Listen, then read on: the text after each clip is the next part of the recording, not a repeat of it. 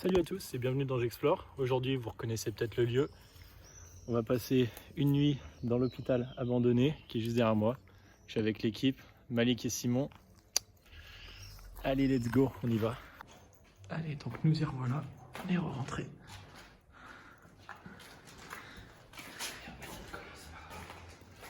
Ah, il y a des gens qui sont venus depuis la dernière fois parce que la dernière fois, cette porte a été fermée.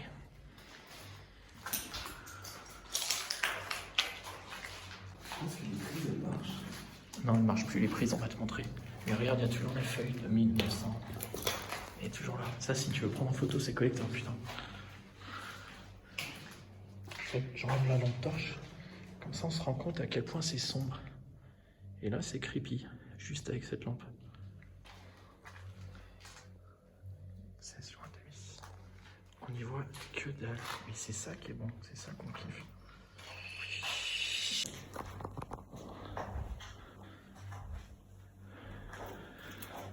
Alors, la dernière fois, on était venu, on n'avait pas tout visité. Mais cette fois-ci, on a découvert la salle téléphonique avec tous les serveurs téléphoniques. C'est énorme ici, il y a encore tous les trucs. Comment ça est censé fonctionner? C'est trop stylé. Ça marche avec des vieilles disquettes. Bon bah du coup, on est dans les souterrains et on a entendu du bruit, enfin d'autres gens qui parlaient. Du coup, c'était assez sympa. On a essayé de les appeler. Ils nous ont pas répondu. Ouais, on les a appelés, on a chanté Est-ce que tu m'entends Héros? Ils n'ont pas répondu. Bon bah tant pis, on va continuer. Toujours dans les souterrains, on fait des découvertes. En vrai, c'est stylé. Qu'est-ce que ça représente? Je sais pas, il y a écrit Dijon. Dites-le en commentaire. Malik, hâte combien on éteint toutes les lumières et t'appelles la dame blanche dans le miroir. Hâte 5? Allez. 1, 2, 3, 5. Ah, tu pensais que j'allais dire 5. Oui, toi? De quoi? Hâte combien? Bah, hâte 5, allez. Allez. 1, 2, 3, 2. Ah, yes. Dommage. En vrai, de toute façon, ça nous mettait tous dans la merde. Oui, c'est vrai.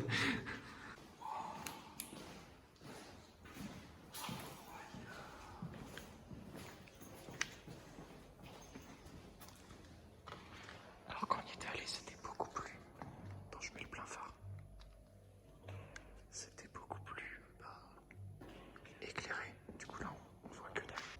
Du coup, bah là, on est dans la chapelle, mais on y voit que dalle. Les bougies, elles sont là, elles ont légèrement bougé.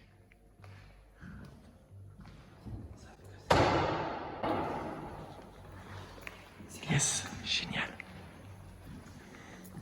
Donc là, ouais, on a les prières ici. Du coup, je vous recommande d'avoir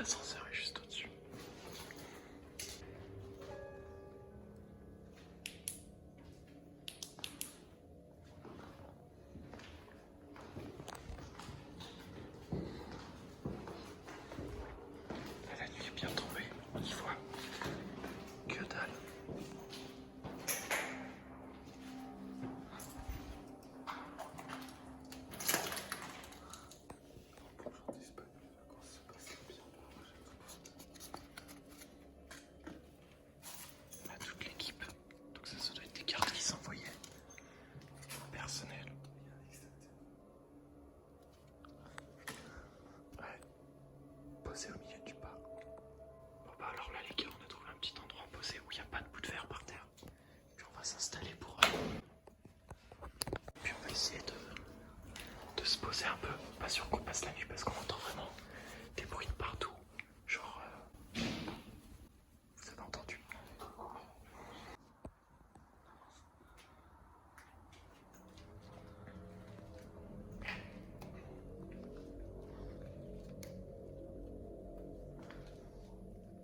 La sortie elle est par là-bas.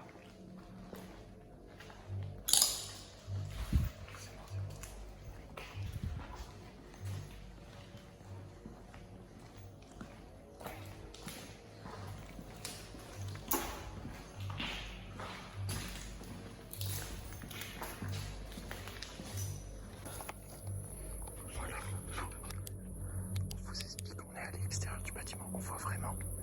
J'aurais essayé de m'éclairer, mais on voit vraiment que dalle. Bref, on voit que dalle. Pas bien. Et en fait, on entend plein de bruits, genre des bruits de pas. On était dans la verrière et on a entendu comme des bruits de pas au-dessus. Donc là, on s'en va. On n'a rien à faire. Bon, alors là, les gars, on vient de sortir de l'hôpital, il est juste derrière. Et en fait, c'est un peu plus d'1h du matin. On a passé genre 4-5 heures dedans. Parce qu'on est arrivé vers à peu près 20h30. Et il y avait pas mal de bruit en vrai. Surtout à la fin. Ouais, surtout à la fin. Surtout à la fin. En quand gros, on a mis le duvet. Au bout d'un moment, au début ça allait. Puis après ça allait plus. On était en dessous de la verrière. Et la verrière tout est en bois et tout. Et en fait on entendait craquer tout au-dessus. Mais C'était genre carrément des pas en fait. ouais, voilà, ça se suivait. Mais il n'y avait pas de lumière. Et alors, du coup, on est allé voir à l'extérieur, on est allé voir s'il y avait de la lumière à l'étage du dessus. Et en fait, non, il n'y avait pas de lumière. Du coup, Malik et Simon, là, les deux là, des putains de retailles.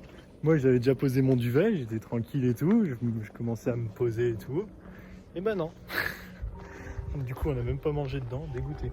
Et du coup, on y retournera, hein. J'y retournerai avec des potes qui ont des couilles, c'est pas grave. Mais bon, c'était sympa. Non, en vrai, c'était sympa. C'était lourd, puis de nuit, c'est totalement différent. Bon, alors là, on vient de finir l'exploration. On est dans la voiture et tout. On vient de manger. Ouais, on vient de manger aussi au passage. Et il est à peu près 2h30 et tout.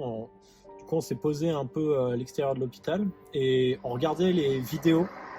Et je vais vous repasser un moment. En fait, c'est le moment où on commençait à poser le matelas et tout, et et c'est au moment où on a commencé à s'installer et à poser le matelas qu'on a entendu Je tiens à dire que Simon et moi, on a très très peur. Donc Guillaume, il nous l'a pas dit sur le moment. Ouais. Mais Et en gros, il avait pensé ça depuis le début.